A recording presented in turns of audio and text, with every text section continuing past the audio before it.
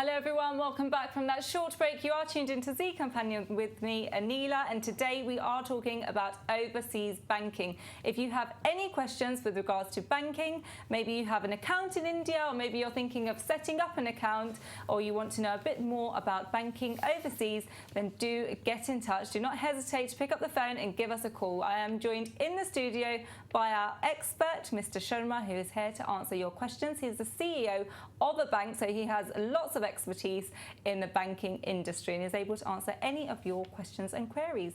Mr. Sharma, welcome back from that short break. I mean, we were talking about challenges that banking has faced over the years and how technology has advanced banking.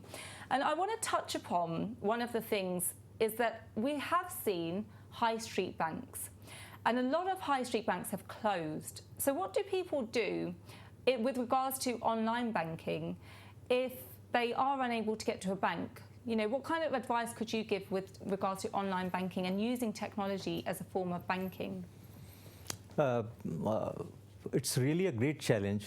The opportunities definitely are there, but the challenges that the opportunities throw are equally great. With the advancement of technology, I think we have become more vulnerable towards the challenges also, the threats also. A bank, an organization who does not keep pace with the changing technology cannot survive. Right. So the banks have also kept pace with the changing technology, and they have also tried to maintain and upgrade their modus operandi, the method of working, the way of working. So this way, the more avenues have been opened by way of internet banking, e-banking, and here lies the challenge also.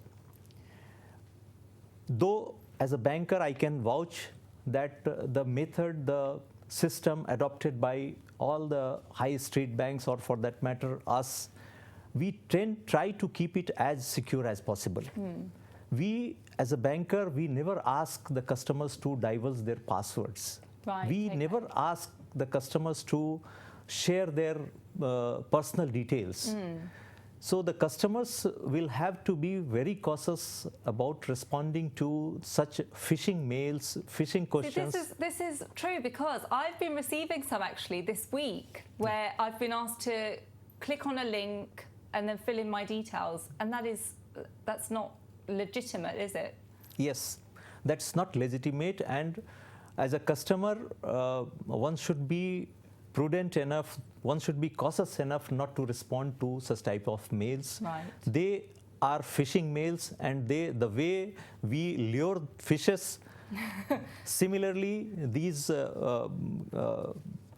culprits, they just try to lure the victims into disclosing their personal details, and here lies the catch. And once you disclose your personal details, you are caught in the trap, and you are vulnerable to become a victim to the frauds, online frauds. I mean, what do you do in that situation if somebody is victim of fraud? What do they do? If on the instance of first transaction, because it would the culprit would be just testing with the first transaction. Right. So the moment the first transactions takes place in your account, you get an SMS alert, and I will advise the customers also to just get that facility from the bank, the SMS alert facility. The moment your transaction, your account is debited or credited, you should get an alert. And the moment a phishing transaction takes place in your account, you get an alert. You should be alert, and immediately you should contact the helpline of your bank and inform that this was not the transaction initiated by you, and the bank would definitely respond and block the internet activity or deactivate such activity. So that way you can save yourself, and the best thing is prevention is better than cure. Never share your password and personal details. Yes. Brilliant. Thank you very much for that advice. I do want to move on to something a bit more current now, and that's the budget. The budget that was announced by George Osborne on Wednesday. And if you could just tell us some key things that people should know from the budget. Yeah, I think in the budget, there were many things that Mr. George Osborne touched upon. The thing that relates particularly to the bankers, I will just try to dwell upon in details, but the other aspects, the national living wage for over 25 years to increase from a level of 6.5 pounds that used to be the national minimum wage to a level of 9.35 pounds per hour by 2020. And then that's a good thing, right? Yeah, that's a very good thing. And then the increase in the inheritance tax threshold. The property worth £1 million can be passed on to the children tax-free from 2017. That's another welcome thing. Oh, but wow, that's yeah, fantastic news. This will definitely cost the government £1 billion a year. So they will be losing on that. And the third thing that I would like to just impress upon is the basic rate corporation tax is to fall from 20% to 19% by 2017, and then to 18% in 2020, and it is be lower than most of the G20 countries. Wow, that's brilliant. So that's really backing businesses there, yes, isn't it? yes, and the thing that I would like to impress upon in slightly more detail is the bank levy. Yes, brilliant. Let's talk bank levies. In fact, the banking institutions and the banking groups are liable to pay the levy where their relevant aggregate liabilities. Okay, let's go to complete basics here for somebody who doesn't know what bank levy is at all. Can you just explain what it is first? It's a levy. It's an amount that the bank is supposed to pay over their total liabilities. Liabilities is the short-term liabilities or long-term liabilities. Liabilities in banking parlance can be said to be the customer's deposit that we are holding is the bank's liability. I mean, I should not say it.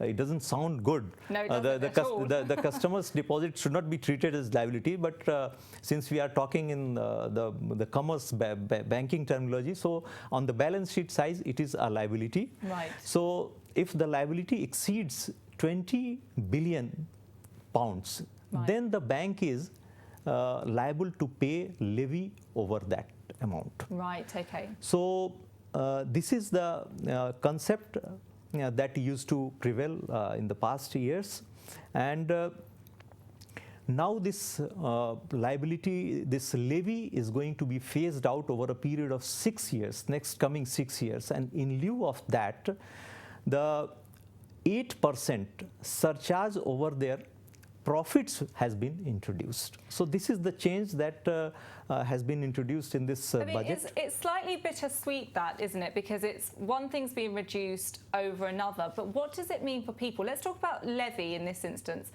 Do you think it will boost businesses and other overseas banks to want to do business with the UK banks? I think the banks in any way are going to cough up and pay to the government either by way of levy or by way of the banking 8% surcharge. Right. So it doesn't make a difference. It doesn't go, it is not going to make much of difference. In some way or other, it's going to be paid to the government. Only the definition and the type of payment has been changed. Earlier, it used to be calculated on the basis of the liability of the balance sheet, and now it's going to be calculated on the basis of the profit that you are going to make. Right. So ultimately, it's going to be a burden on the balance sheet, definitely on the profit, and it's going to be, all the banks who are going to operate in the UK environment have got to comply with the government regulations, and one should not qualm about that. One should not have any resistance to that. What I feel as a compliant and regulated banker, I feel that one should comply to the instructions or regulations of the government. Absolutely. I mean, do you think this will, because we know that HSBC as a bank is thinking of moving out of the UK, do you think that this will have any impact and maybe make HSBC stay and other banks be interested in staying in the UK? UK market is a big market, and you can just think that we used to be a banker from India, and we found the UK market to be lucrative and attractive enough to open our subsidiary and start doing business over here. So that allurement is always there with the UK market. how and why HSBC is going to take a decision regarding moving its headquarter from UK to some other place, I cannot comment upon that. It's going to be a purely business decision. But I think a couple of months back, the government, the regulators had definitely asked for ring fencing the retail deposits, retail business from the more risky investment banking. Yes. And because in the past, people had lost their hard-earned money in the investment banking that is slightly more risky, though the returns are there. The returns are better than the routine banking, but the risks are there. Inherent risk is involved in that. So for that purpose, the regulators had regulated that the more risky investment banking should be ring-fenced from the retail banking arm. And in response to that, I think HSBC might have decided to ring-fence that retail business arm from the London to some other place or to some other country. That could be one of the reasons, but it is best understood to them. Yes, yeah, of course. Yeah. That's their decision. Mr. Sharma, we are actually heading to a break, but we will continue speaking after the break. I'd like to leave you with some facts on what Mr. Sharma was speaking about there, about the regulations on bonuses. And senior UK bankers will have to wait up to 7 years to receive their annual bonus in full and 3 years to receive any payout at all. Top bank executives will have a 10-year wait to be sure that the bonus won't be clawed back. And risk managers will wait 5 years to receive any performance awards in full, and traders and other risk takers will have at least a 3-year wait. That's some banking facts for you there, and we will be speaking more about overseas banking after the break. Remember, if you do have any questions, do not hesitate to pick up the phone and give us a call. Stay tuned to ZEE Companion.